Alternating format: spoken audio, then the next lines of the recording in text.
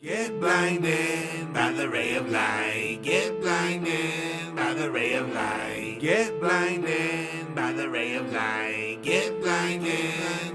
See the scars on my chest. I'm gonna fight to be the best. I'm not like the rest. Talks T. Rayleigh podcast. Wish a MF or Wood podcast. The Texas T podcast. Call It Out There Brother podcast. Ladies and gentlemen, back by popular demand, your host from Wish a Motherfucker Would, Texas. Your friendly neighborhood big black motherfucker. The ray of light, T-Ray Watford. All right, here we are, episode number 2. That was a wonderful intro by my lovely wife. Yes, we're back with the Talks T. Rayleigh, Wish an MF or Would, Texas T, Call It Out There Brother podcast. And I'm kind of leaning towards the name Talks T. Rayleigh because I had to pick one name just to make the YouTube channel. So we're probably going to go with that one for the primary name for right now. But you never know. I'm indecisive, Libra gang. I might change my mind. So here we are, episode number 2. I didn't want to do this as a typical podcast that you normally hear where guys just normally interview the other wrestlers in the business. I kind of want to get the perspectives and viewpoints of everybody involved in the business. Like I want to interview wrestlers, referees, commentators, announcers, cameramen, producers, promoters, bookers, owners. Yes, there's a distinct difference between all 3 of those jobs. You know, some people do them all. I want to interview some of the craziest fans that I've got to meet over time because I like getting their perspective too because we do this for the fans.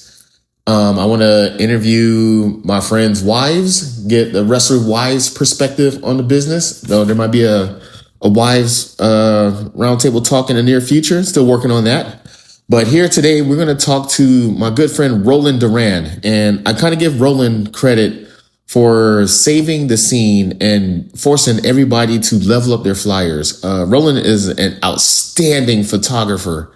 And his promo shots made me and my friends and lots of wrestlers in the state just look larger than life. You know, there's times where we as wrestlers, like we get into wrestling and we're on the grind, and there's times that we are wondering why we're doing this. And a lot of us are insecure about our appearance and our presentation.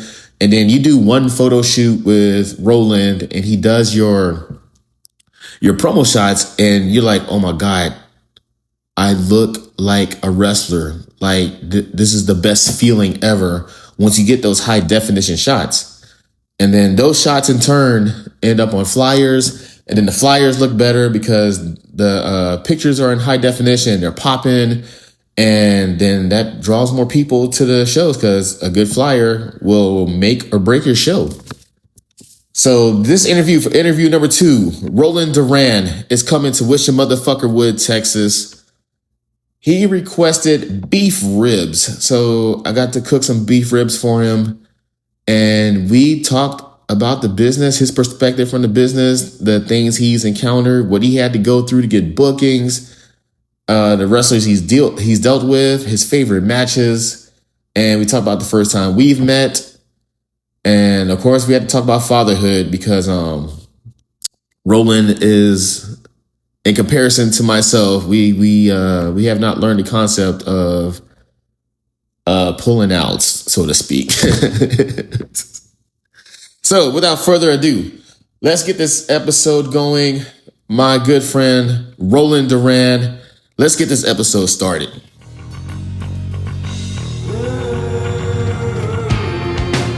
Ladies and gentlemen, welcome to the Talks T. Rayleigh podcast, the Wish an MF or Would podcast, the Call It Out There Brother podcast. What's the other name we got? What's my other name? You know what? We got several names. I still haven't picked a name for this podcast, but we're still running with it. You know, I've had several different finishers, so I'm going to have several different names for my podcast because that's how I do it. But now we have a very, very, very special guest. Why don't you introduce yourself, sir?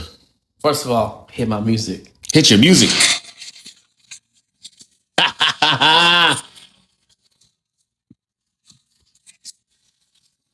It's everybody's fucking favorite Theo, I guess. Yeah. Wrestle Uncle, Wrestle Theo Panda, a.k.a. Rolando Duran. Rolando Duran, Mr. Roland the man. That's me, the man behind the camera, whichever camera I'm shooting with that day. Think you single-handedly catapulted the Texas wrestling scene, man. Apparently, that's what I found out today. Yeah. Apparently, Mr. T-Ray Unk over here said I saved the wrestling media when I fucking stepped in the doors of that beautiful fucking warehouse we used to have on, what was it, Kinder? Off of Bassie? San Antonio, Heavy Metal Wrestling, 2019. I don't remember the street name. I'm taking a lot of hits. Yeah, it was 61 Kinder. I remember that dirty old warehouse, a lot of dirty things that went down there, but we ain't gonna talk about that today. Oh, we're gonna talk about that. But fuck heavy metal. Not like no shit. Fuck heavy metal. Fuck Dunbar too. That motherfucker. What the fuck, man? What that fuck you, teammate. It's mandatory. Every podcast we're gonna say fuck Dunbar. Dylan?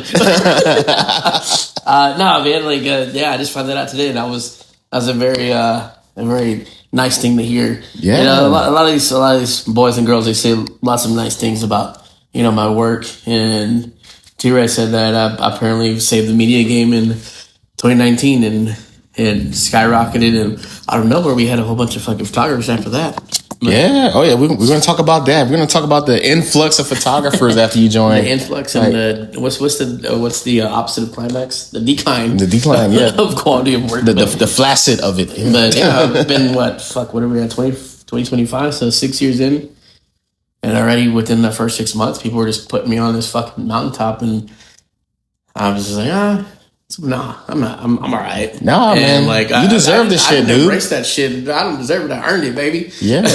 So I told all these kids too. Y'all, no one deserves shit. Everybody earns it. Everybody deserves their flowers, man. Like, but yeah, I didn't embrace that fucking role until probably 3-4 years in. Then one day I was like, you know what? Maybe I am that motherfucker. Yeah. And I just stayed with it. And then I got lazy. Nah, yeah, everybody does. We get older. I understand. Yeah, I'm halfway out the door. I got lazy too. I'm halfway out the door. I mean, I started the podcast. I'm Danny Glover, dude. I'm too old for this shit. Dude, I say that every week. Yep. No, that definitely fucking worked show Friday. And I felt it this morning when I finally got some sleep. And I got up and I was like, fuck, this sucks.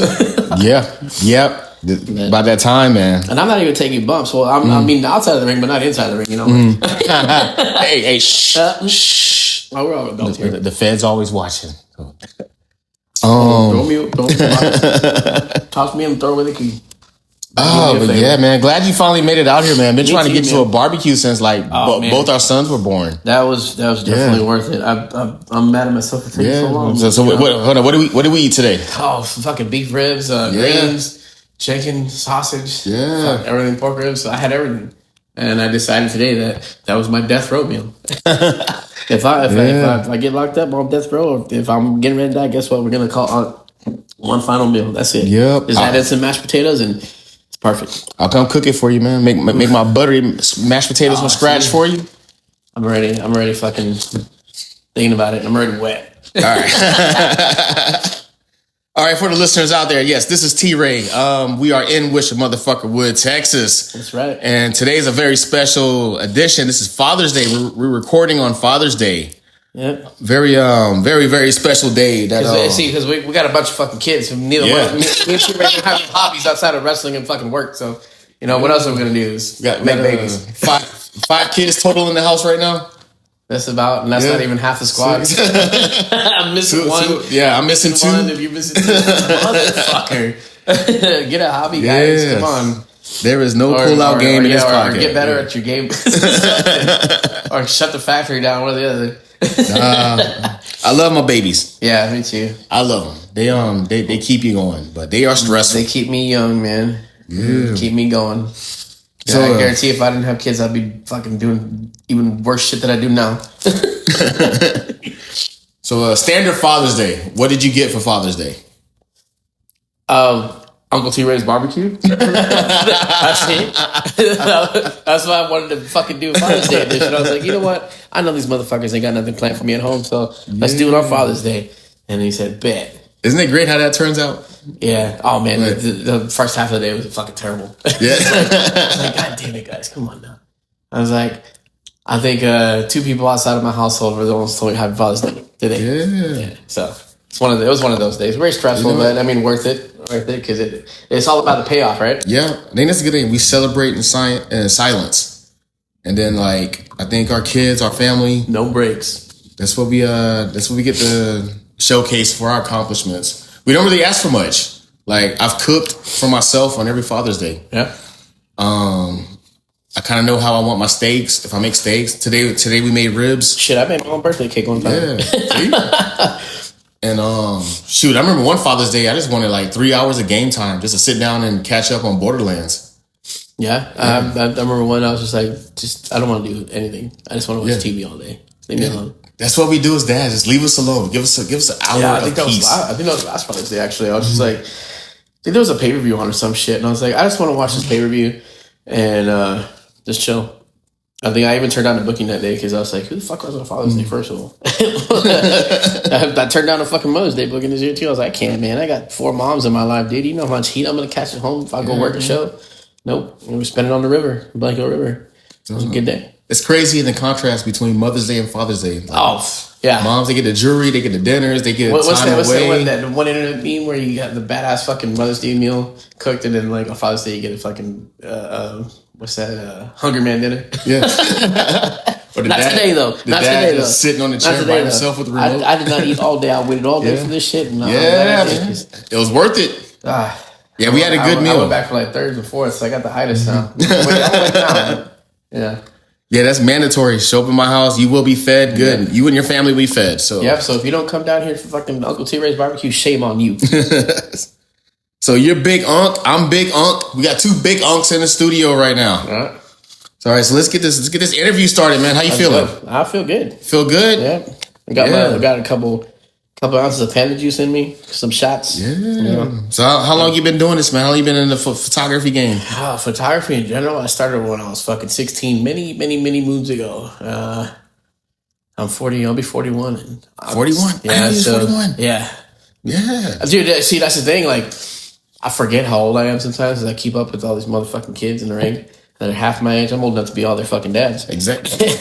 Trust me, I'm 42, man. I forget, and then like they ask me like, "Hey, Roland, how old are you?" And I forget, and I'm like, "Well, what year WrestleMania are we on?" 41? I'll be that in August. They're like, "You're like 32," and I was like, "No, I keep up with you guys. Sometimes I get a little extra help, but you know, I keep it up. But then I pay for it 2 days later when I get out of bed. And I'm like, fuck this shit." Yeah, dude, I had no idea we were the same age, man. I'm 42. When you turn 42? Next August. Yeah, I'll be 41 on August 16th. All right. Yeah, all right. Yeah, I'll be 43 in October, man. Yeah. And we're still dumb enough to pump out babies. So. Yeah. Yeah, well, last time was a surprise, you know. She'll be 3 in November. But it's like, fuck, you think, oh man, we'll just get out of diapers. Nope. We get fucking started all over. She's like, I'm pregnant. You're what? Oh, we didn't know until 6 months in. Oh, damn. Yeah, damn. Like she got sick summer of 21. No, fuck, I'm stupid. I can't even do simple math. Dad life, trust me. 22. 22 is when she, like, that summer, and she got real fucking sick. And I jokingly said, "Maybe you're pregnant." And she's like, "No," because, you know, birth control bullshit, all that. And then, she was still taking birth control during the pregnancy? No, it's like the one that's inserted. Oh, okay. All right. All right. IUD or whatever the fuck it's called. I don't know. The mosquito wing thing. It sounds painful. And it looks like it hurts.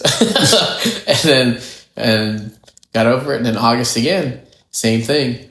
And that time I was like, let's go get some tests. And took 5 tests. 4 came out positive and 1 inconclusive. And I said, there ain't no fucking way. Because, 2 doctor's appointments that whole summer, both came out, nothing. So they called it a cryptic pregnancy. And the doctor couldn't see her for another 2 weeks. So I was like, no, this is your doctor's fault. And then get in there. Yep.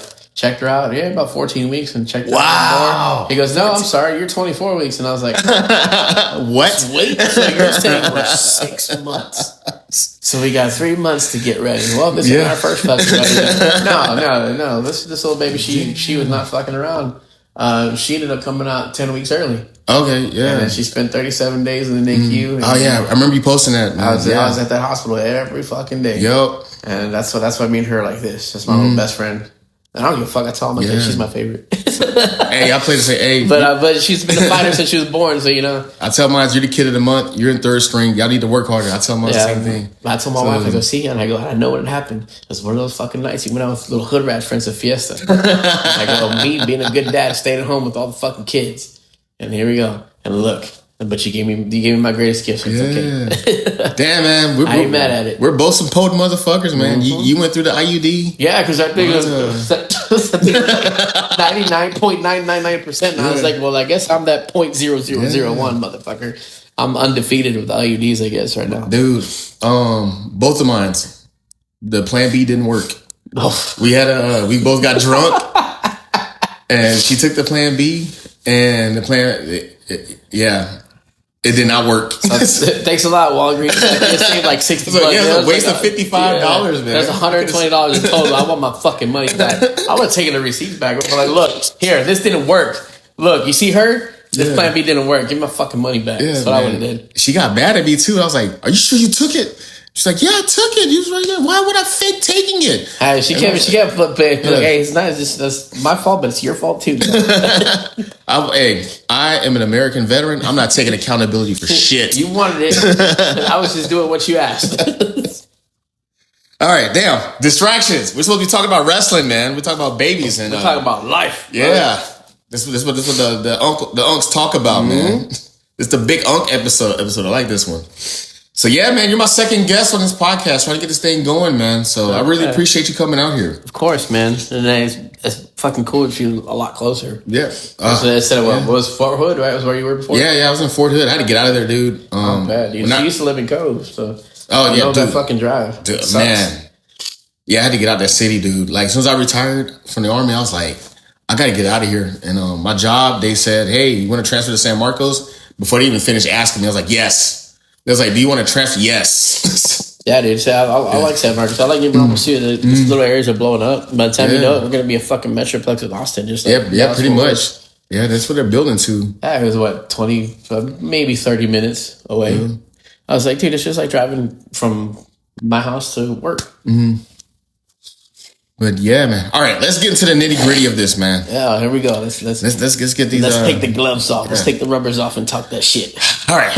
So let's start this mug off. We're gonna take a nice little celebratory shot. We got our shot glasses. Get a little clink. There we go. All right. Let's get question one down the pipeline. Here we go. Let's see. 2 years ago, I asked you to come to my baby shower to be the photographer. I started this podcast to put you on blast. Why did you stand me up? Did I? Yeah. I don't even fucking remember, dude. Yeah, we had the baby shower for my daughter back in 2023. And y'all was supposed to come up because we had I had tried to get you for several barbecues before that, and I was like, hey, you'll make this barbecue. Come up, take some pictures of the thing. And then I think you had a booking. I think, or you just got back. You just got back from a booking. Oh, that's right. And I probably didn't wake up. Yeah, I think you came back at like 4 or 5 in the morning. Yeah, thanks, Mercer. Yeah, fucking Mercer. Fuck that guy too, man. That's probably what it was, man. Yeah, this is fucking. I probably overslept. Now I'm fucking with you, man. I understand. Hey, but I did catch the engagement photos. Yeah. See? On the fly. Yeah. You was there for the engagement, man. That was a wild moment. That's at the warehouse? I mean, fucking did it after the show. I didn't want to be one of those wrestlers to pose during the show. Oh, yeah. I know my wife, she doesn't like being put on public blast like that. So I waited till after the show, just shared it with the boys, and gave her a special moment, proposed to her. That's cool, man. Yeah. I was glad because that caught me off guard. Yeah. I was like, fuck. All right, let's go. I ran out. I think I was in the middle of taking portraits, to be honest with you. And I was like, nope, pause. I'll be right back. I ran out there. Dude, you know the crazy thing? That was a day of decision. I woke up that morning and I was like, I'm proposing to her today.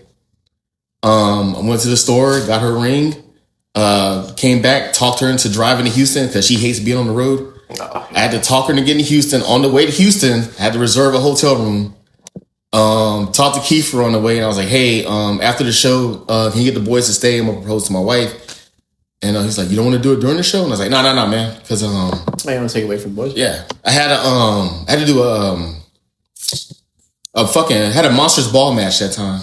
Oh, I remember that one. It was what, you, Sky, BK, Yule, Killer Cash? Yeah, Cash, BK, and me. And I'm not gonna propose if I'm losing the match. Yeah. Like Yeah, right. I had lots of matches. You married me anyway.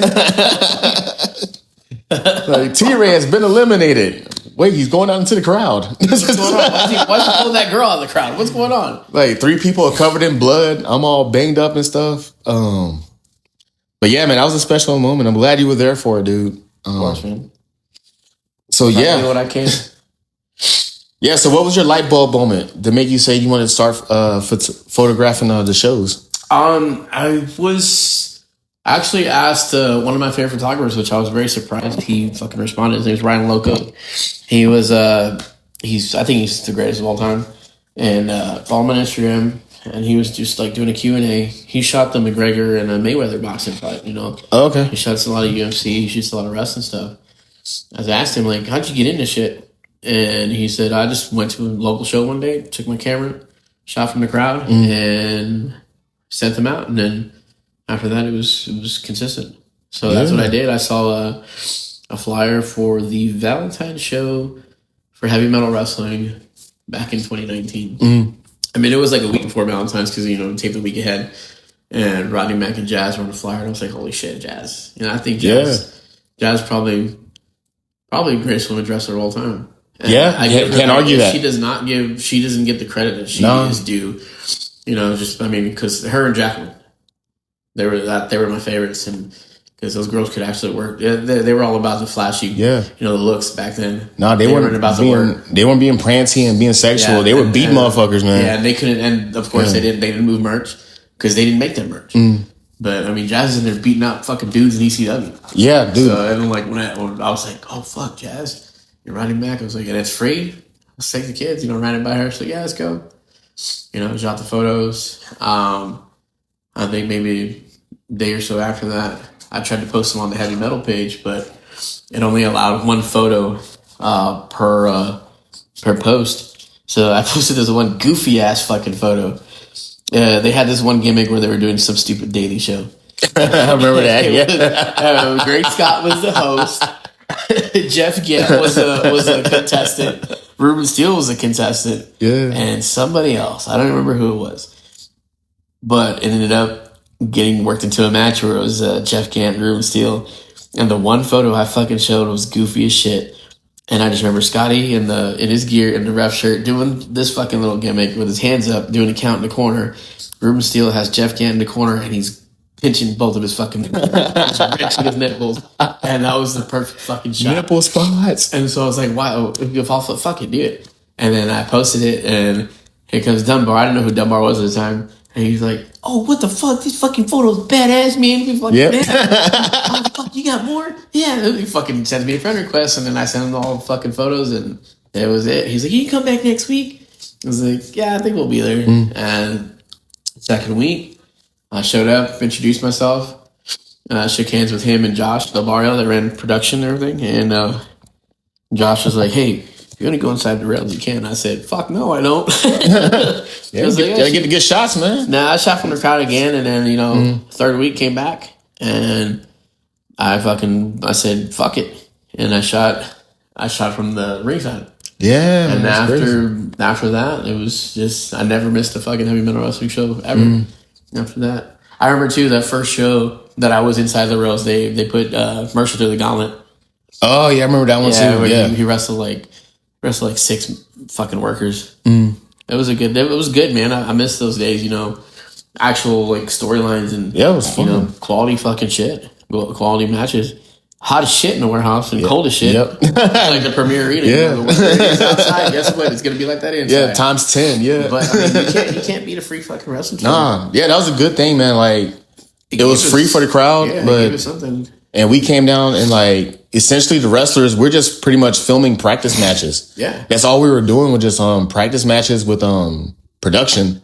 Yeah, but you are getting like that. Yeah. You're getting that exposure, you know, the free like TV quality produced fucking film content. Yeah. And then when I jumped on board, you were getting, you know, content with the action shots. How was it doing portraits at the time, man? I think it took me a little while to start doing the portraits. Yeah, man. I remember when I first started coming down there, I didn't want to like, since the fans were coming in free, like the wrestlers, like we pretty much had to work for free when we went down there, and it was like just bring your merch and sell your merch. And Miss Tanya, she was more than willing to sell our merch for us, and the other ladies that were working there at the time. And like, yeah, just bring your merch, make your money off your merch, but we're just pretty much just doing practice matches and filming it and having storylines with it. If you decide you want to go crazy, that's on you. Yep. Like I saw several guys, like Joe did a ladder match and stuff, and I was like, yeah, I'm not doing ladder match for free, but more power to y'all. He did that match with Bedlam. I remember that. The TV title. But yeah, I came down there and did a couple 10, 15, 20-minute matches, and that was a good time where I was able to figure myself out. And like, that's when I think I found you as well. Cause like when you had started posting the pictures, I was like, who the fuck took these pictures, man? And then like guys started sharing them. Like, I've never seen like pics like this at the time. You know, it's funny. I was shooting with the, what was that, 2019? I was shooting with the fucking camera that I had just got recently before that from like 2008. It was a youth camera. Yeah. Old as shit. And shit, it's all about your settings and the lighting, dude. Like Josh's lighting setup in that warehouse is it's phenomenal. I call it God tier lighting. Like you can't beat it. And like the next best thing you can get to that is fucking TV. Yeah. And then I remember you had caught one of me. I think I sent you the friend request either before or around this time.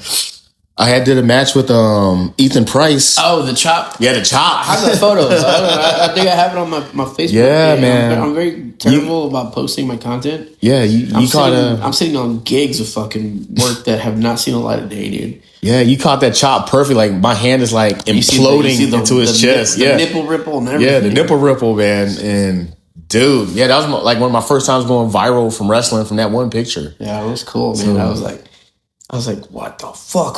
So I was like, look at that. He's just like, he's in his chest. Yeah. So before you got involved in heavy metal, have you gone to an indie show before then? Dude, you know, it's funny because heavy metal was one of my first indie shoes. Oh, all right, yeah. We're gonna go out with the wife. We're gonna go to I think it was one of the clubs on Main Street. What was it? The Saint or some shit. But like, we had a couple hours to kill, and I was like, hey, there's this fucking wrestling show like at the Guillotine down the street. Go check it out. And I was like, if you're cool, we can kill time. She's like, yeah. So we got there early, and it was very cool. It was very gritty, very, you know, underground punk rock like shit. And I was fortunate to having my first fucking, like, and we're right there, and there's no seats, you know, and there it is. Just, you're right there in the shit with everybody. And the first match that I saw was Brian Keith and Kurt Stallion. Damn. Oh, yeah, I remember that one, dude. Fuck, dude. Yeah, that was a banger, dude. Kurt was still wearing his little jean pants or shorts, and Keith wasn't doing the bounty hunter gimmick yet. Not yet, but he still had you know, the little pro button shirts, and he came out in the little leather pants, and people were still calling him Ice Cube. Yep. he was a heel. Yeah. And, you know, and they just beat the shit out of each other. And there was, who else? Phoebe and Baby D. What was her tag? Fun and Sexy. Yeah, Fun and Sexy. They worked some other people. Fuck, who was it? Fuck, I can't remember who it was. They used to wear like the shoot like wrestling gear. And was it Shire? No. They would wear the ear gimmicks on like. Fuck, I don't remember. I forget what they were called. Fuck, somebody out there will know. Look it up. Yeah, I remember seeing that. It was quite a bit. Then we had to leave. But that was cool, man. Like I think that's when they had just started the tournament for the title. And then how'd you come across to get into the warehouse? The Rodney Mack and Jazz flyer that I saw. Okay, yeah. All right, yes. But that was like, I mean, I think that was maybe like a month or so before I started going in there, and I saw it. And I was like, oh yeah, I think that's the company we went and checked out at the Guillotine. And that was really fucking cool. It was a different experience, man. Like I had gone. When I was a kid, when they were still running shows at the Junction down in San Antonio. I don't know if you're familiar with the Junction. Yeah. I did a few shows for him over there. That's where, like, back in, like, the 80s when, like, Shawn Michaels was working indies, that's where he worked shows. I remember I went to one show there, but I was a kid. I don't fucking remember. I've been going to wrestling shows since my mom was pregnant with me. Yep. I popped the like last Christmas. I just found this out, and I was like, "Why the fuck are you just telling me this now? I'm 40 fucking years." So she would go to shows. Yeah. She knew Shawn Michaels, like the way the fans know you guys. You know, they would all talk to each other and whatever, socialize. And she's sitting there with me fucking full fucking pregnancy. And Shawn Michaels walks by her and he was like, "Hey girl, how's my baby doing?" And I was like, "You're just fucking telling me this now? I could have ran with it my whole life that I was the illegitimate son of Shawn Michaels, the greatest wrestler of all time. Thanks a lot, Mom." And then my mom used to work for fucking Bruiser Brody. Oh damn, didn't know that. Yeah, she was his housekeeper. Okay. Even like up until he passed away, like she was just like telling me about it like when I was a kid, and he was one of the ones that like. He invested his money well with all his shit. He owned a couple of gas stations here in town. He worked for the Express News. And I was like, holy shit. I was like, I didn't know you were his housekeeper. I was like, damn. Like, so that's how long I've been in the shit. Like, I was in the building when him and Abdullah the Butcher worked at Freeman Coliseum. Okay. So, yeah, damn, man. I wasn't out of my mom yet, but I was fucking there, dude. Damn. So it's been that long. The wrestling business has been part of your foundation. That's crazy, man. That's a crazy story. I didn't know that. Yeah, just like I remember, talking about that shit with her. It's like, Mom, you could have said some of this. I got to interview your mom now. I know. Shit, but fucking my dad popped off at the mouth one time at Freeman. He was fucking drunk as shit, and he got beat up by Kevin Sullivan and Ron Simmons. Damn. I was like, well, he probably fucking deserved it. Yeah, the worst two people to get beat up by, man. You're not gonna win. Yeah. He ain't gonna fuck with Uncle Ron, man. No. Damn, that's crazy, man. Yeah, dude. It's been that fucking long. How's she feel about you doing camera work for the shows? Kids, she's not like too involved in it, I guess. I don't really talk about it too much with her. But I did show her a photo that I took of Ricky Morton a couple months ago. It was the first time she actually like complimented something. She was like, "Hey, that looks like one of those pictures you see in like the stores with the cutouts. So that's really good." I was like, "Thanks, Mom." Yeah. Okay. Yeah, I didn't really have a lot of that influence like growing up, so I had to just do everything myself. I had to get it from others.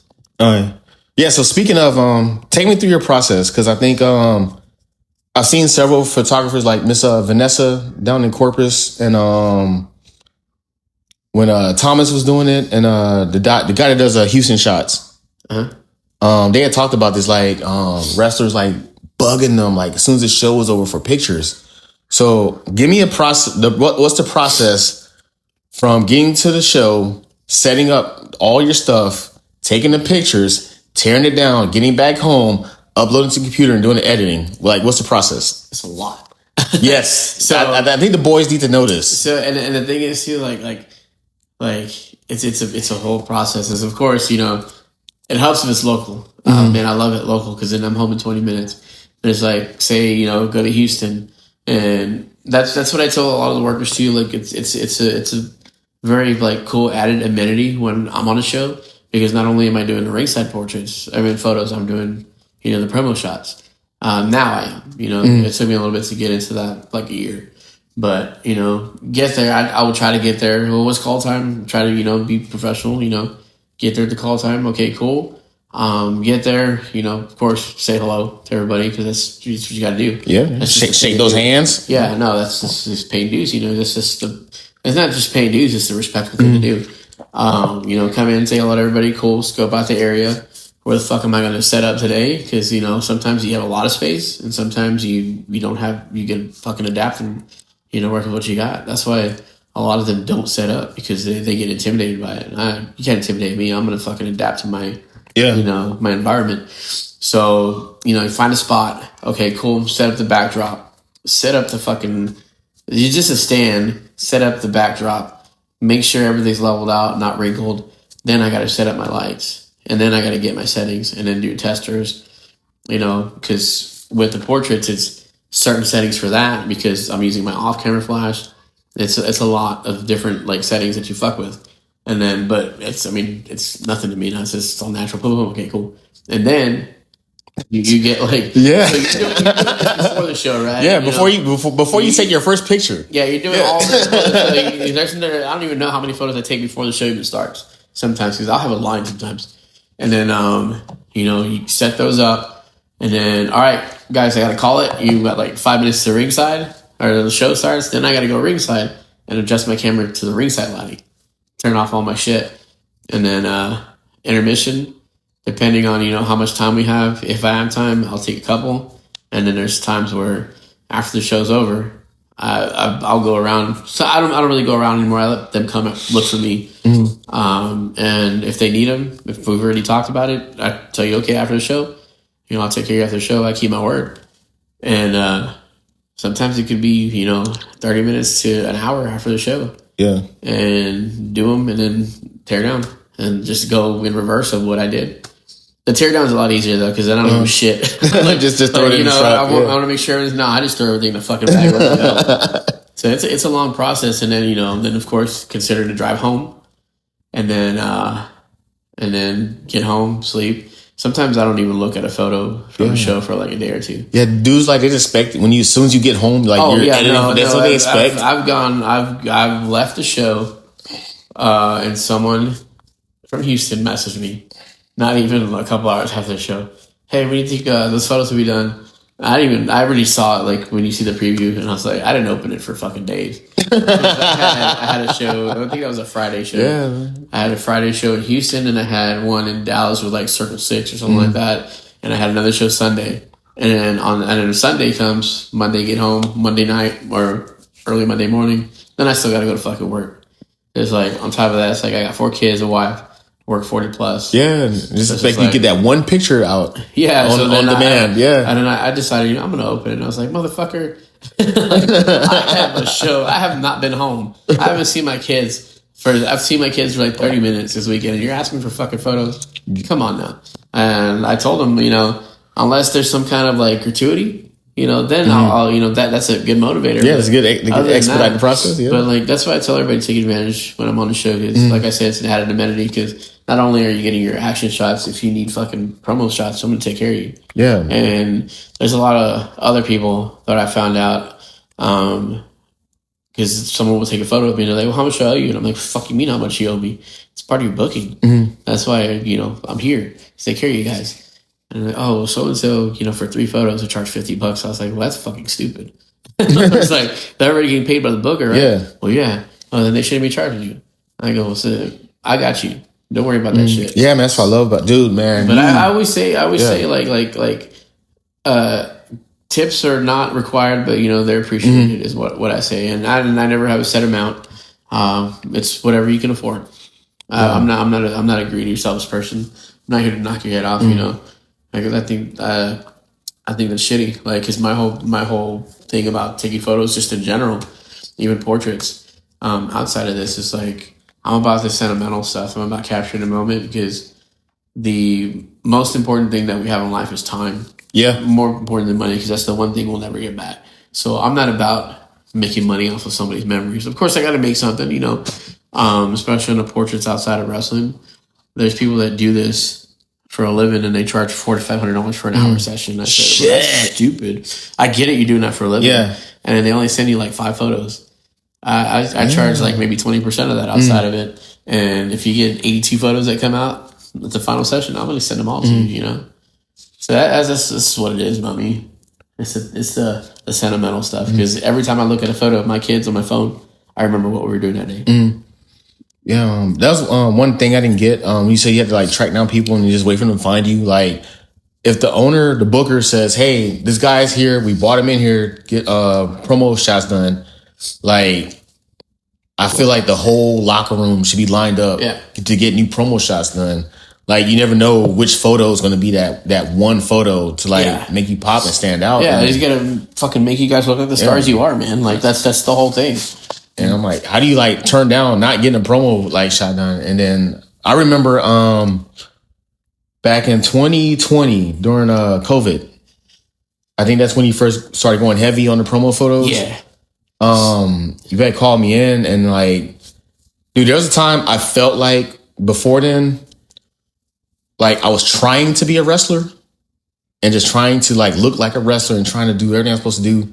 And then like you took those first few promo photos of me. I had the big ass title that I had from APW. Oh yeah. And you took those pictures big and like fucking belt. Yeah. The BBC man, the big, I was like, fuck, beautiful T-Ray's already a championship. big motherfucker. That belt looks fucking huge on him. Yeah. That thing took up like my whole torso. Yeah. But like that was the first time That was at the mall, right? Yeah. In the white. No, I remember the first promo shots I took. You were at the warehouse with that black backdrop, and you hit that fucking flex, and I was like, God damn! Dude, that was the first time I felt like a wrestler. It was you and you. I think you and Ruben were the first ones that. It was that one when Ruben had the bare knuckle belt and he's doing this pose. Yeah. And everyone was like, dude, that's badass. Dude. That's before I was using off camera light. I was just using light like this, a continuous light.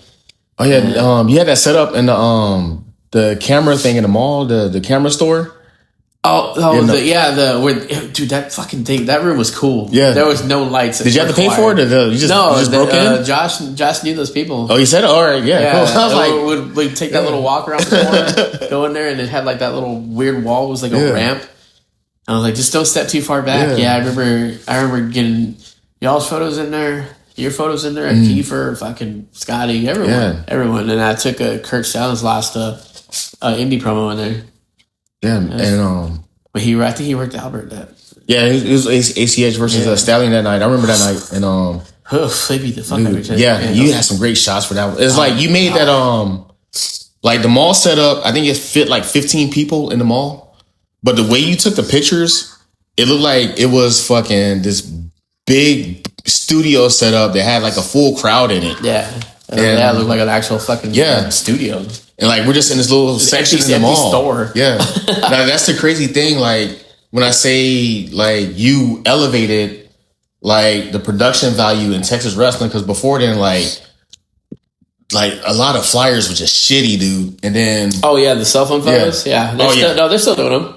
They're still doing them. They're still out there, my friend. You know. And then like you slowly like see your pictures trickle in on the flyers, and you see the definition of your photo versus another wrestler's photo, and then he's like, "Oh shit, y'all probably need to take that one off and just tell everybody to get upgraded photos." Like, have you ever worked the show with Roland before? Like, you should know better now. Yeah, they do know better now. Thank God. Yeah. Now it's the graphic artists that don't know better. There's one that we work with on the regular, and I have like updated photos with certain workers with belts, and they're still using a regular photo of them with the belt photoshopped on them, and it pisses me off. I have it. Just take the actual one. Yeah, man. Just reach out. Yeah. Reach out. Central Texas, that's my area, 100%. Like from San Antonio, even Laredo to past Austin. I have everyone on file. Yeah. So like, how do you feel like when the flyers are popping and like you see like all of your pictures like? It's cool, cropped in on each of the flyers, and like the flyers like popping like it. Like I remember when New Texas did the what's the name of that show? The Popovich show. The flyer for that one, they had the Spurs colors. That was one of my favorites. And, yeah, it's me, but it's also fucking Hyban. That Hyban Huerta. He also takes photos. He's in California. That's who Kiefer gets to make all his graphics, and that dude's a fucking monster at making graphics. Yeah. He's a great photographer as well, but god damn, dude, like, oh man, it makes me feel so much better when same thing too. We're real close, and he's like, he even tells me, he's like, man, thank you for sending these photos out. They're so easy to work with, like they're just the way they're they're edited and all the shit. He goes, it's just cut, boom, put them on the flyer, and then he does his magic, and the two powers combined, like fucking Captain Planet, dude. Like, or whatever the fuck cartoon it is. It's like our powers combined. Yeah, and it's just like it's like that one fucking Predator scene with Dylan and Arnold. He's like, Dylan, you son of a bitch, and boom, handshake and flex. That's being high bond. Everybody did that in the fucking 80s, man. I love it. Dude. We all do. I love it. That's like, and I remember seeing that Popovich one, and I was like, "Holy shit!" I'm fucking Spurs fan. Dude, if you had back in the 80s, if you had a white friend, that was mandatory. Oh yeah, dude. we were like 5-6 years old. You son of a bitch! And then you fucking start arm wrestling. But yeah, dude, like there's actually one that still stands out to me. I think it might have been the first showcase that New Texas put together. Okay, yeah. And it's the photo of Brian Keith. And there was just the one single image of just him on the flyer holding the Texas flag behind him. All right, I remember that one. I mean, he took the crown. He was the king of Texas for a good minute. Yeah, and I tried to take that crown, man. It's heavy lies the crown. I said, fuck it. He fucking took it and ran with it, and it was just that's the one that stands out to me. I was like, God damn, look at that! I took that. It's still pops me, dude. Like to this day, like just little shit, like shit. There was a photo that Tempo had posted, and it was him. I didn't take the Tempo photo, but it was him. Fucking, there was 2 workers showcased in the flyer.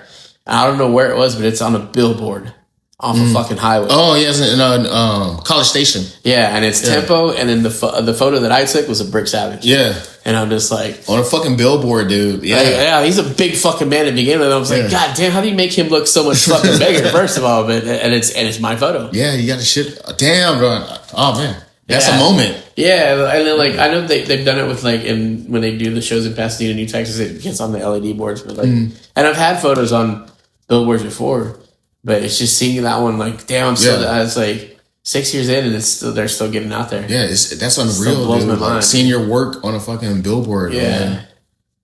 Yeah. That's another thing I like about you. Like, you don't just do the promo shots and just the ring shots. Like when you get to a building or area, you look around and like you find areas for the wrestlers to take pictures in, like gritty, like portraits. Yeah, like portraits. I think at Infamous you took a lot like that. Heavy Metal you did at Premiere. Yeah, especially with the deathmatch shit. Yeah. Dude, like first of all, Premiere Arena is a rough fucking area to work with. Such great places to pick pictures at. Yeah, if you want some ugly, nasty looking background, it's the perfect and I always find, and that's my thing too. Like I never try to use, like when it goes to that, like the gritty, like Canon portraits, I never try to use the same background twice. And fortunately, I've been able to keep that. But Houston, man, like it's just real junky but real rugged, and it just fits with the aesthetic of the deathmatch stuff. These guys are fucking bleeding and shit. I feel bad sometimes, like after these guys are all cut up and shit. Don't clean yourself off. Yeah, Let's take a picture. go. Yeah, we gotta get these pictures, and man. they're down for it because the look of it is fucking cool. It's like, I'll be a little bit longer. I think there's that one of Stud Stash I have when Baracho ran that first show at that water park, and there's this big ass fucking water slides behind him, and there's just Stash sitting there with fucking like 30 fucking thumbtacks stuck in his hand. And I was like, don't take those out. And they're down for it. Russ like, okay. Yeah. They want that content, dude. And I don't blame them. That perfect shot, dude. I think the picture you took of me at Premiere Arena, I'm sitting on the stairs in the locker room. It's on my Twitter page. Like, I haven't changed my Twitter Is it in the profile pic. Before y'all walk? Yeah, right before you go through the curtain, the stairs right there. Like, that's like the most badass picture I have of myself. Like, dude. My fro is like popping in like perfectly, and I'm just looking pissed off. I got the I think I got a few on that. Yeah, I just started doing the Wish a Motherfucker Would era, and like that captured like the whole this the T-Ray presentation right here, and you do that for everybody. I try, man. I try to, like I said, I'm trying to make everybody look like the fucking stars they are, dude. And like that's like one of the craziest like things to see. Like you make wrestlers like 10 times more than what they actually are. So you've been photographing like shows in Houston and San Antonio, Austin. When did you get like your first big like gig like at a TV quality show? I remember I got booked for Ring of Honor. But then they ended up canceling it, so unfortunately I never got to shoot Ring of Honor to be at the Aztec Theater. When AEW was probably, AEW? Yeah, I got to shoot for I guess the media on the hard cam side. Mercer was booked on that one, so me and him went up there together. And I think who fucking connected? What was this girl that connected me with? Her name's Jessica. Okay. She goes by like Oh My MG. It's Jess on Twitter. We met at one of the deathmatch shows here in San Antonio. She flew down, and she ended up connecting me with the right people to talk to. And goddamn, dude, what a fucking show to shoot. That's they booked the locals, for the extra stuff. So me and Mercer drove up there. The workers have to be there at like 11.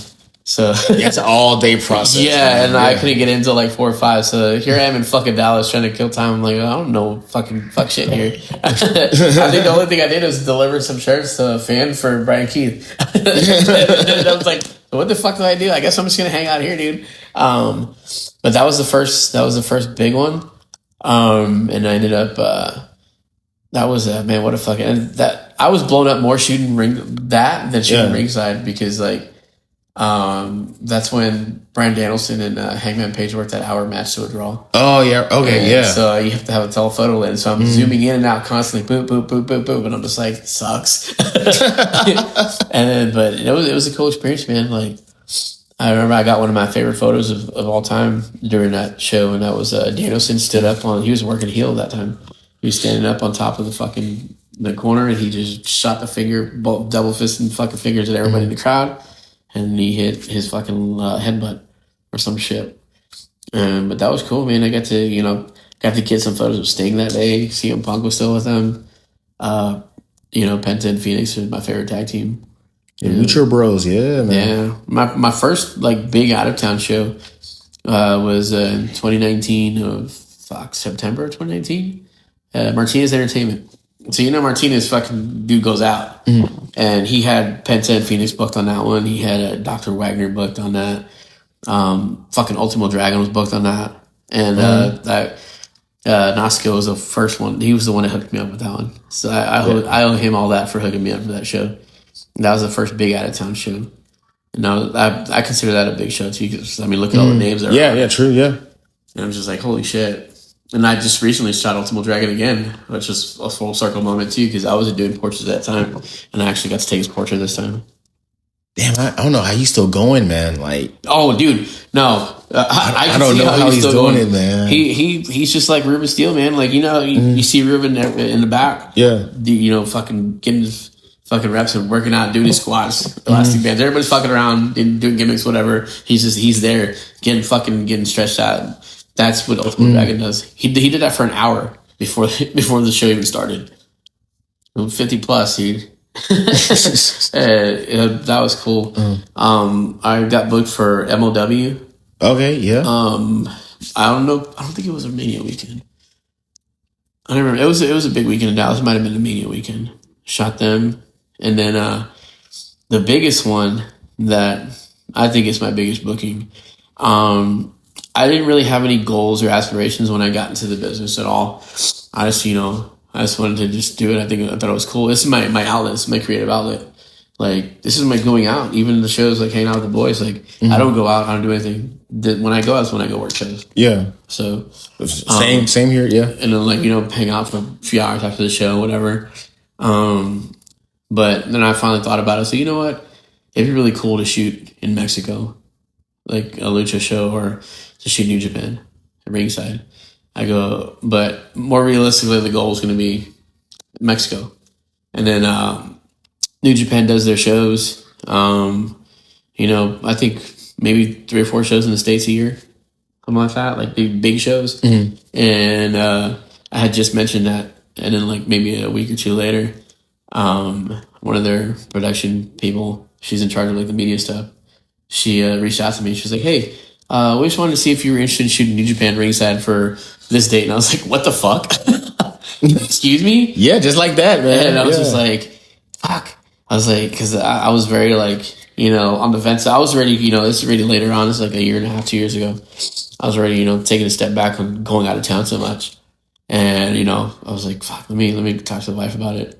And like, I remember I just mentioned this like 2 weeks ago. I was like, New Japan wants me. And she was like, okay. And, so I get there, and me and my stupid ass, I got there 15 minutes before the show started. Damn.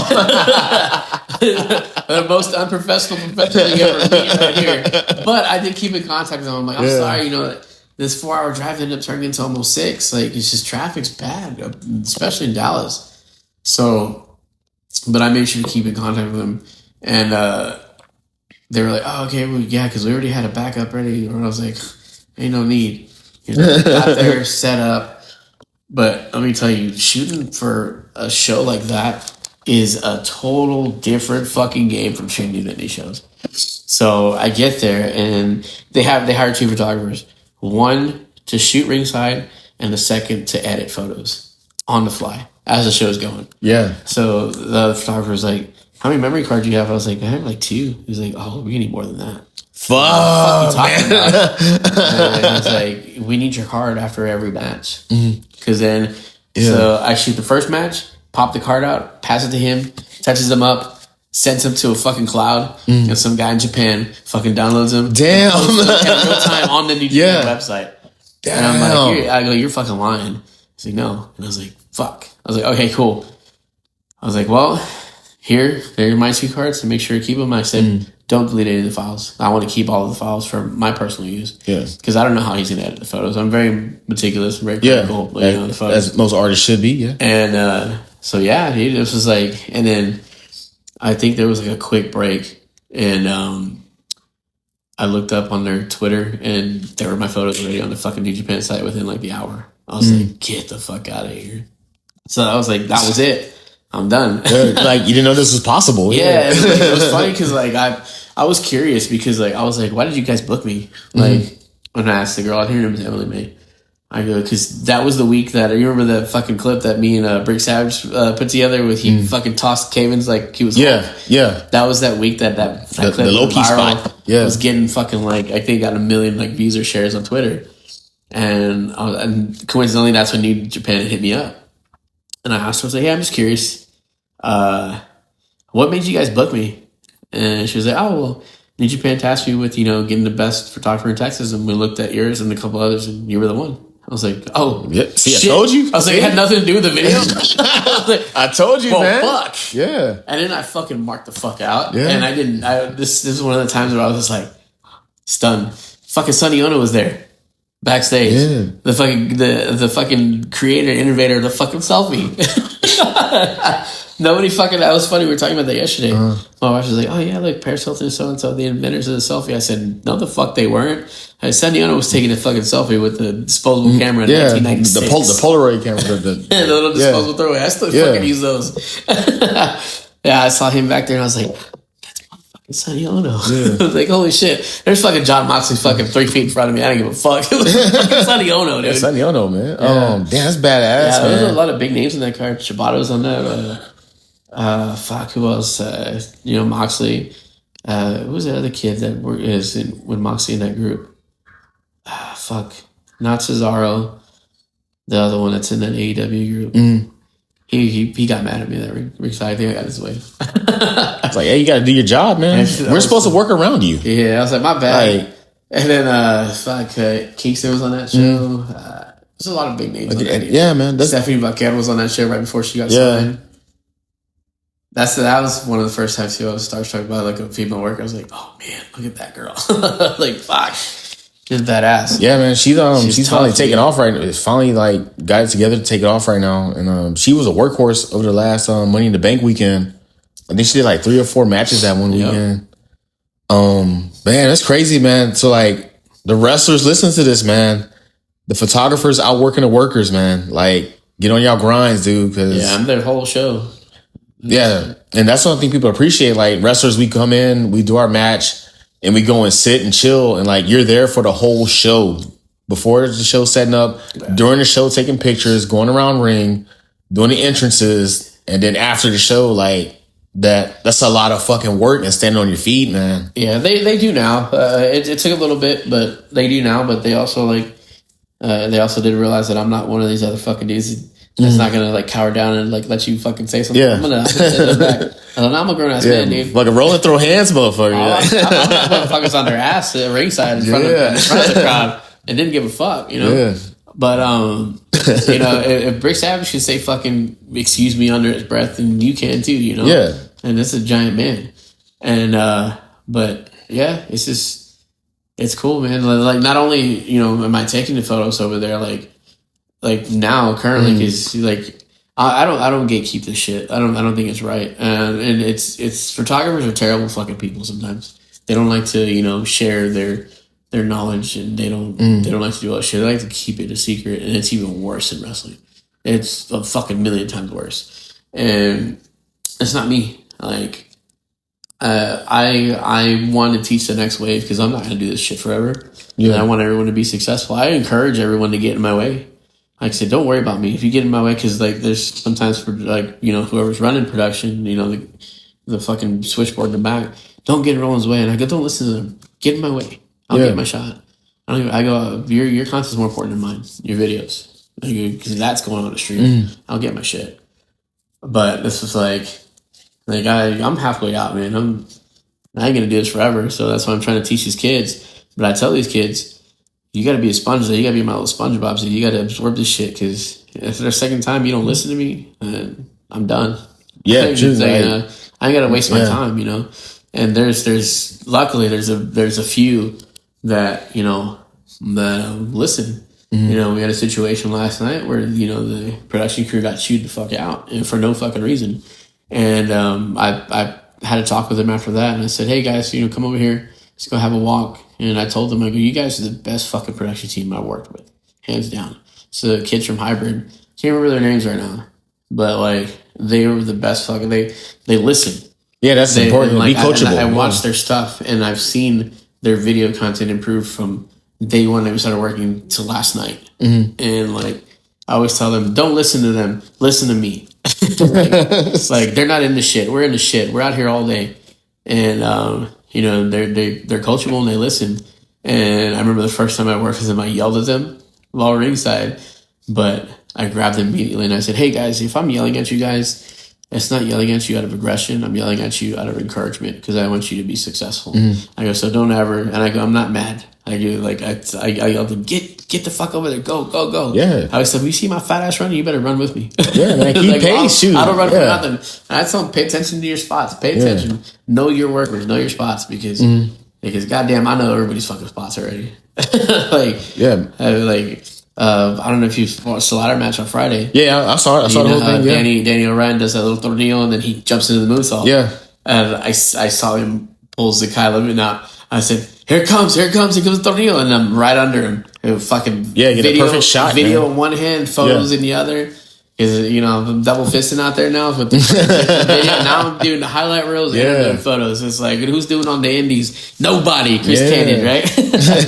And so I get it. I go, here it comes, guys. Tornillo, follow him, moonsault, and then I didn't know Adam was going to hit the coup de grace on his back. So the sequence is fucking butter, dude. Oh yeah, Adam stuck him. He stuck him good, man. And then he ate shit on that stunner.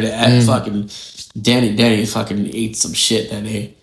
And then I was going back and looking at the footage, and I was like, holy shit, how did I catch that? I'm like 7 or 8 beers deep already when I'm fucking shooting that shit. I'm like, and they asked me, how did you do that? I don't know, I can't tell you. It's just I'm on, it's just the autopilot, the gears are going, and that's when I work best, under pressure. Yeah, I'm hoping by the time we release this, like, we get a few shots from that show on there, because shit, there's some crazy things. Oh, you finished? All right, yeah, shit. The highlight video, I finished it that night after the show. Okay. And like I said, I didn't get home till fucking late. That's like we're kidding with boys up there editing a video and just hanging out, still hanging out. But I'm like, and I showed it to Stash and Dave, Stash and Rob immediately, and they're just like, "You just did that right now." And I'm like, "Yeah." But on top of that, coaching, I'm also checking on the workers. I always tell everybody, ringside. My 2 rules for shooting ringside, if you're going to be, I don't ever put a cap on like, oh, you can't shoot ringside. I don't care. If the booker says it's okay, then it's okay. Because they always tell them, go check it, Roland. I'm like, did they say it's cool? Okay, cool. Stay off the hard time and be careful. Yeah. Safety first. Don't use a flash and use manual settings. I hate it when I see people use flash. It's like, not only... Yeah, it's distracting. Yeah, not only is it going to fuck up my settings because, it's going to overexpose a shot. What happens if, someone's going to go for, do a tightrope block or something on a high spot and you hit the flash, they start seeing spotty because everyone's vision is different. You don't know if they have astigmatism or whatever, and you blind them, they miss a spot, they get hurt. Yeah. Or safety issue. Or somebody going for a dive, as soon as they plant their foot to jump, and that flash gives them, like, what the fuck?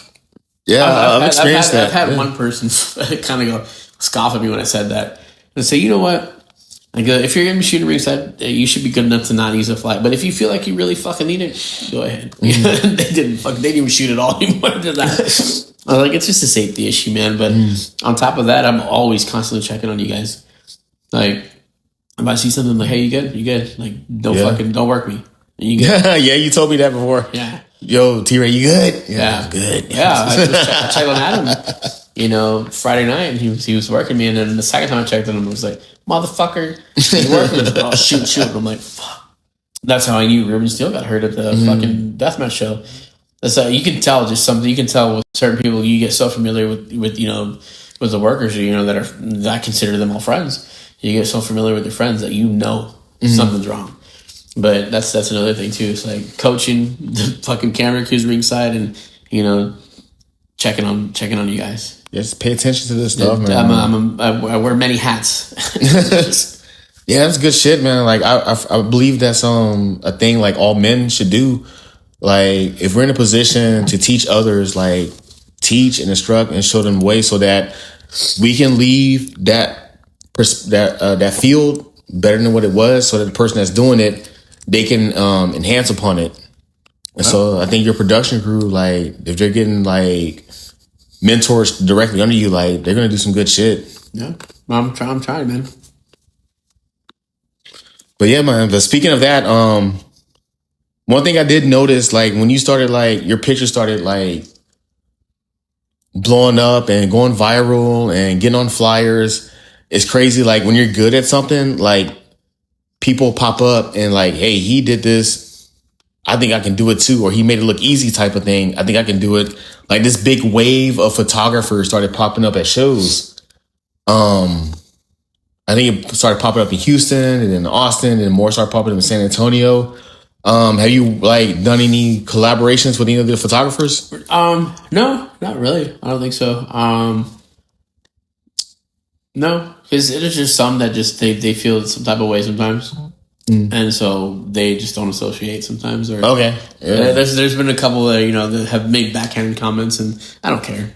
Like, that's why you're still shooting over there. I'm shooting here. You know what I mean? Yeah. There are a couple that I do like personally mentor. Like there's this kid named Sal in Laredo, and he like came up to me one day and he was like, "Oh, I wanted to tell you you're my hero." This and that. I was like, "I shouldn't be anybody's hero, first of all, my friend, but I appreciate that's it." That's a good thing, man. But I do like he was there Friday night actually, and anytime I tell him we're on a show together, or just even if he's just hanging out, like I'm an open book. Let's go. So there's some that I mentor personally, but like I already told him like, hey, when I'm done, all this my bookies are yours.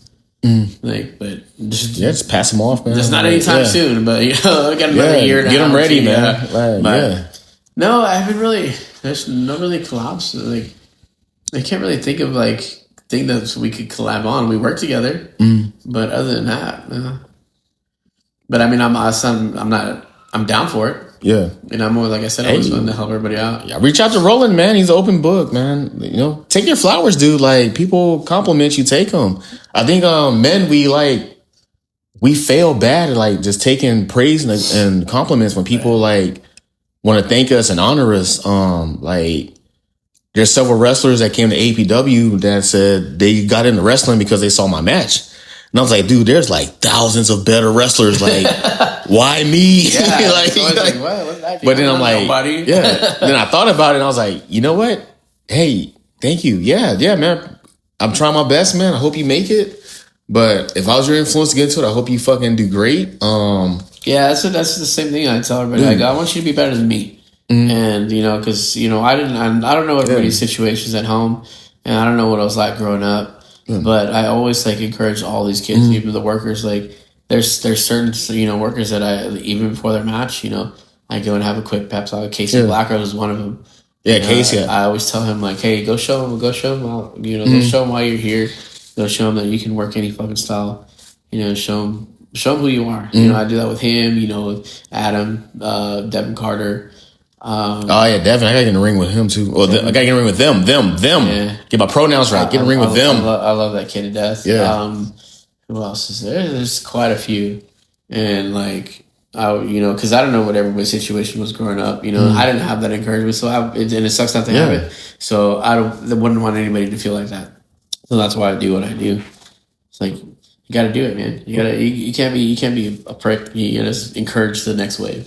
Yeah, true. That's our role, man. That's just human nature. Teach the next generation. And I think once you have kids, that just comes naturally. just get this perspective field ready for the next generation to take over. Because then, like, why do it if you just wanted to fail when you go away? But man, yeah, I gotta work. Devin, I gotta work.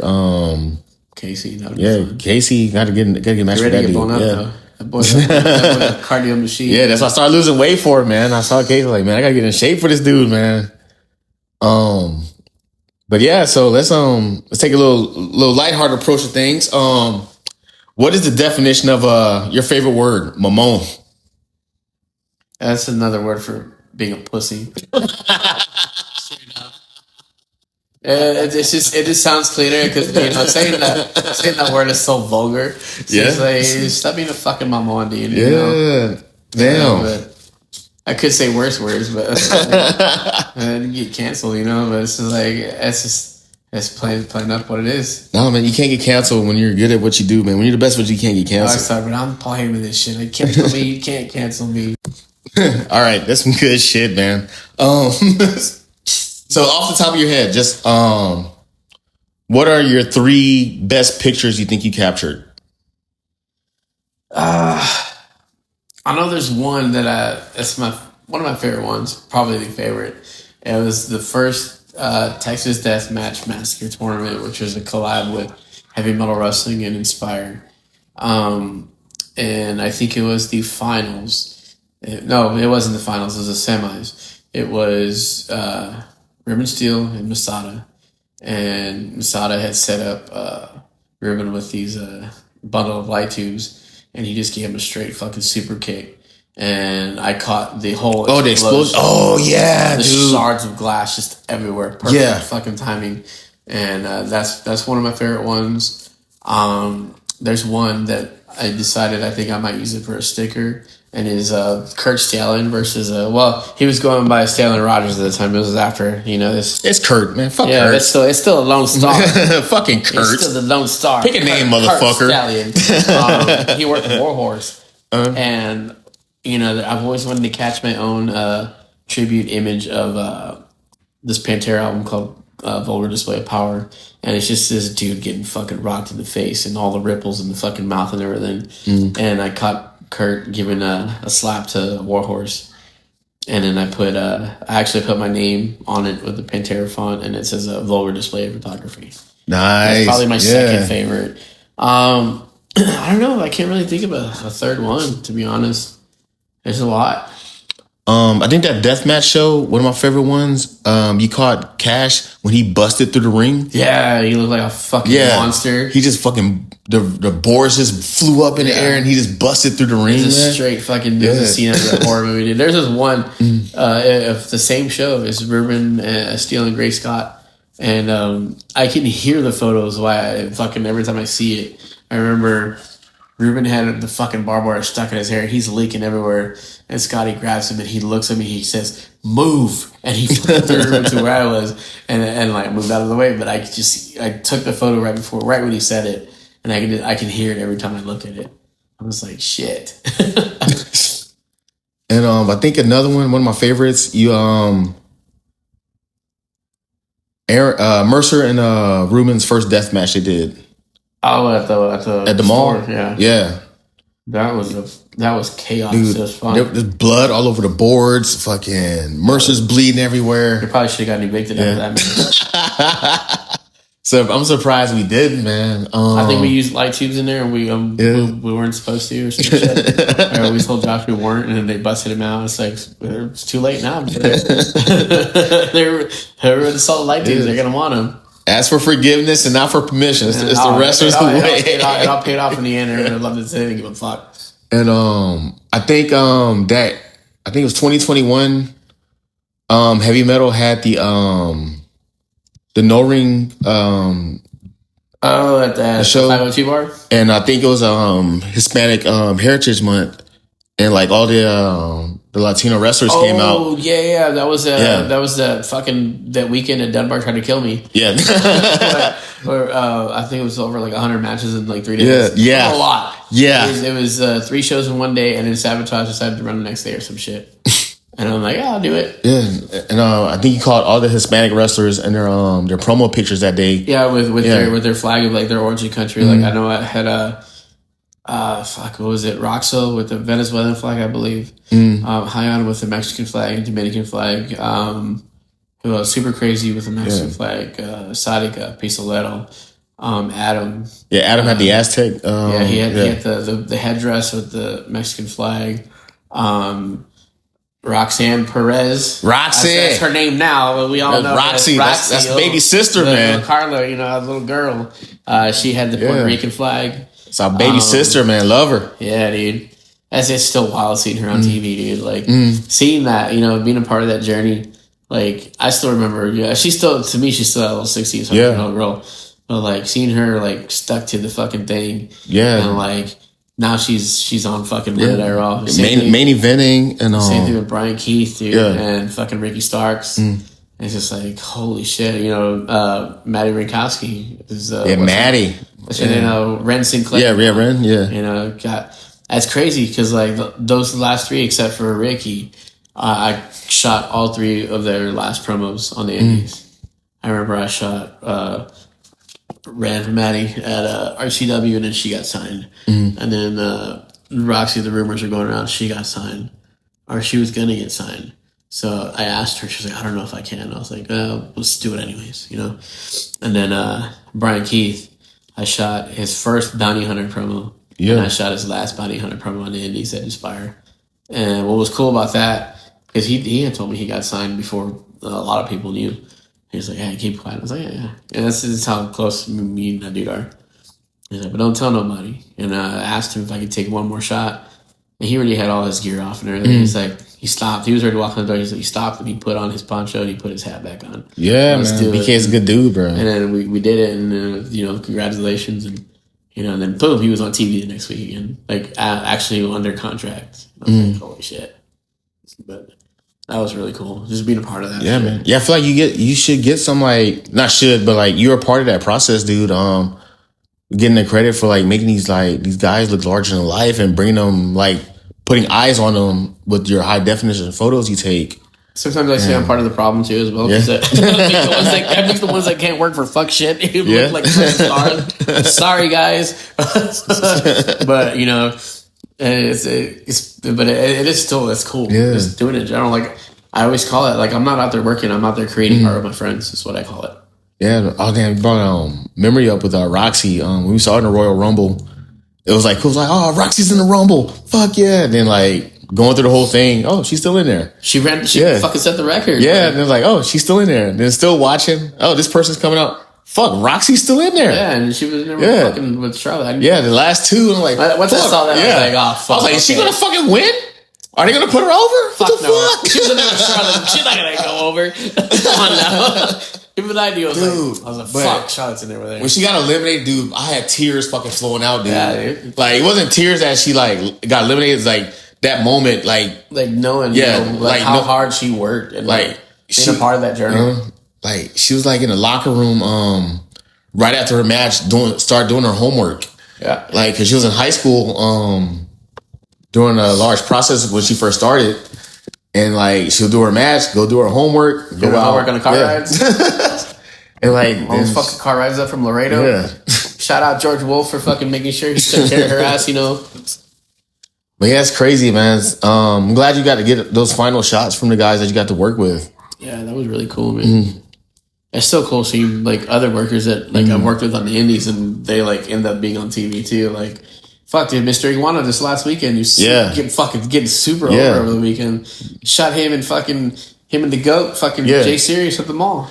Oh yeah, that match was great, man. Fucking matches I've ever covered in my life, dude. Dude, the crazy part is that was just a small sample of Mr. Iguana that they saw on TV, dude. Shit, this is a small sample of fucking JoJo. Yeah, shit, that's the fucking greatest wrestler in the world. Yeah, I argue that, man. JoJo has been a big influence on me, man.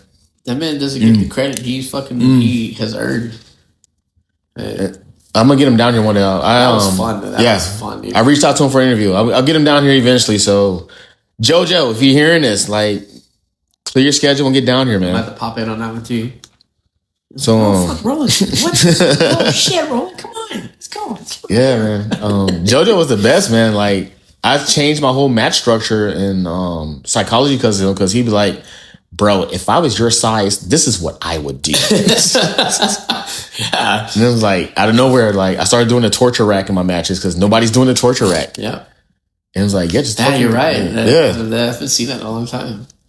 And like, I used to do this whole crazy opening sequence when I was a baby face just to start my match. And JoJo's like, bro, look at you. Just do a shoulder tackle. You got to do all this fucking flip. Yeah, man. And shit. Just do a shoulder tackle. And I was like, I started doing it. She's all that meat. Yeah, like, I've been talking to guys, like, they'd be like, so yeah, what's your shine? Like, how do you open your match? I was like, I just do a shoulder tackle.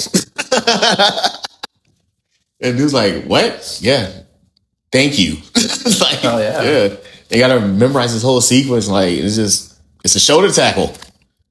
But it makes sense. All right, so now we're in the part of the episode of our tribute to Black history. Let's go. So we talked to Mercer about this, like, who's the first Black wrestler he put over. And he was fucking it was Leandre of all people, of the Dre team. Oh. Leandre. Good old Leandre, man. Oh, man. We love Leandre, but we love fucking with him because he's so easy to fuck with. And he can take it. So, who was the first Black wrestler you did promo shots for? Probably you. Me? Yeah. Me? Not DeMarcus? Not No, I you know what? I've never seen promos of DeMarcus. Fuck, who else was there? Not the Dre team or Tempo? Yeah. Yeah, but no, I think it was you. I'm trying to think who else was at Heavy Metal. It was you, and then I know I took some with Tempo and Dre team when they had the tag belts. All right. Damn, all right. Yeah. I made Black history for Roland. Yeah. Yeah, one of my biggest feel good moments from wrestling. There's a kid in Houston. I feel bad I forgot his name. Not to like big league him, but he came up to me and him and his parents, they told me he did a Black history report on me. Oh, really? And I was like, what the fuck? Oh, Yeah.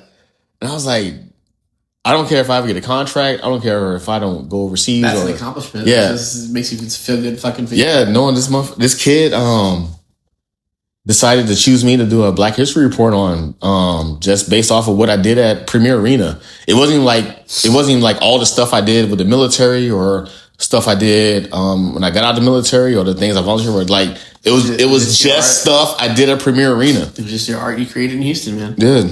Plain and simple. Yeah, that's crazy. All right, yeah. So yeah, man. Other crazy things. Have you ever gotten injured doing photography work? So, funny story. We mentioned this earlier. We were at this Sabotage show with pinballs up in Buda. And it was Chris Cruz and Lars Boteo. They were working a match. So, the golden rule when you're in media is don't cross the hard cam, don't cross the hard cam. And I'm like, fuck, I got to get across the other side. So I decided I was going to squeeze through this fenced area. It was a wooden fence. And I felt a little prick on my backside. And I was just like, oh, fuck, what the fuck is this? The match is over. And then there was a good little, I don't remember if this next match was just a match I didn't really give a shit about or like it was just a break or something. But we had time. And Chris Cruz is a blessing to have on your card if you ever book him because not only is he a great fucking solid worker, he's an actually fucking legit nurse.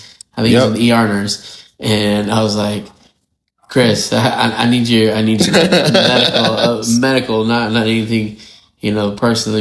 She was like, well, what happened? I was like, so I think I might have gotten a splinter on my ass, my ass cheek. And I think it was the left side. And I go, but I'm not talking like right in the middle or on the outside. I'm not on the talking meat. like closer to the inside, my friend. Oh, man. So there I am, fucking half fucking pants down. And this man is just like, pinching my fucking ass. Yep, you definitely got something there. There's a little spot. Mm-hmm. But it doesn't feel like there's anything in there. And then it came out the next day. It was about 3 centimeters long. But that's really the only injury that bothered me. Other than that, I've had glass shards fucking stuck in my arm that I didn't know about. It looked like fucking Shredder in Florida.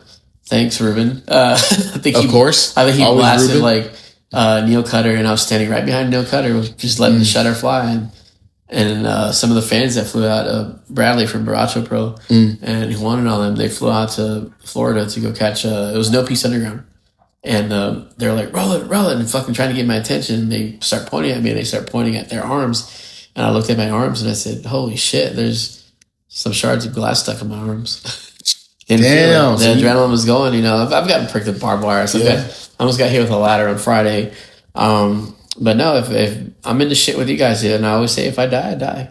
Damn, I'm not man, literally gonna fucking die. I mean, I've fucking caught workers. Yeah. On the dives. I've pulled fucking kids out of the weights because there was a spot coming in, they were gonna get fucking crushed. You know.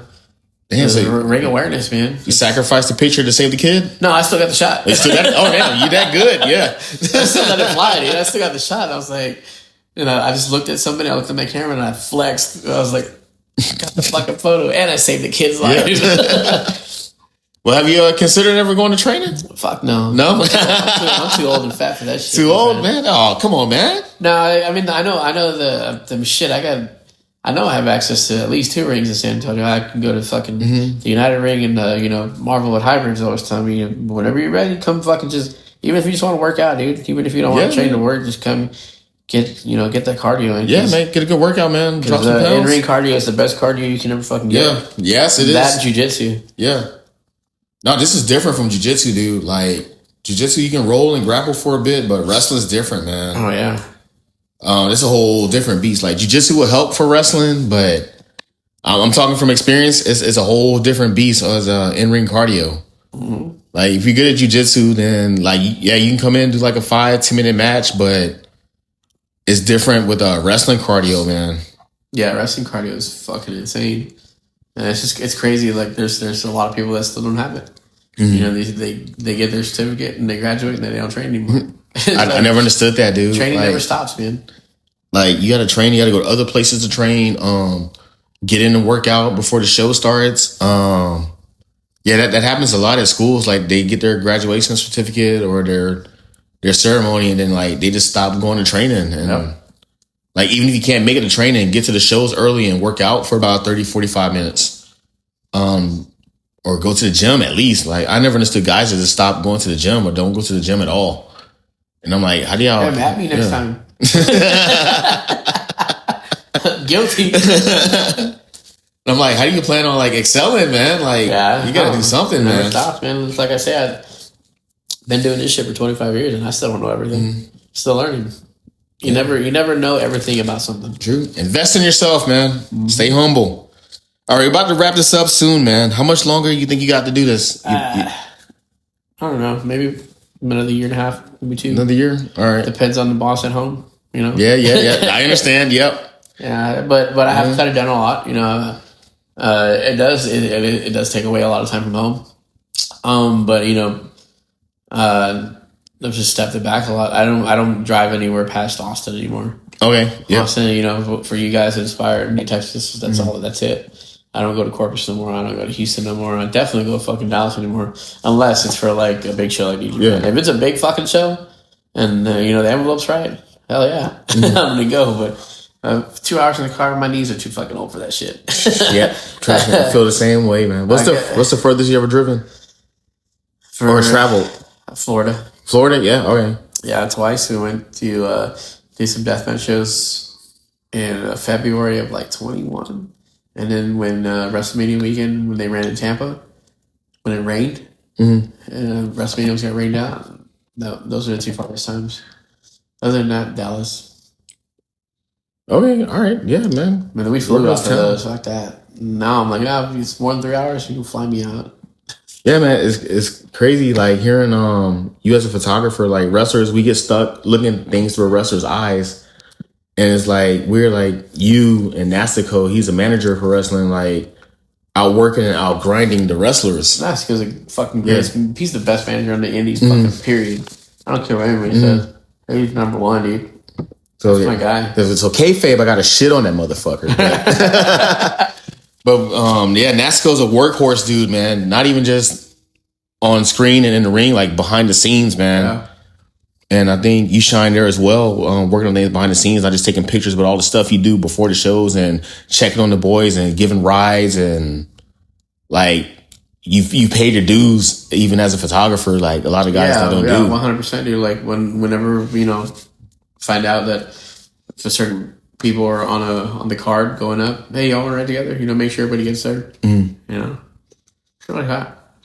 So, in my opinion, I truly believe, like, we're gonna wrap this up now. You've really changed the face of Texas wrestling as far as presentation with the flyers and the promo shots, and the top wrestlers are coming to you to make sure the shots get done. What do you want your legacy to be? To be remembered as? It's one of the boys, man. It's one of the boys? Yeah, just, it's just, I don't know. I haven't really thought about that. Never thought about it? I haven't really thought about a legacy yet because that time hasn't come. Mm-hmm. Maybe talk to me in about a year or two.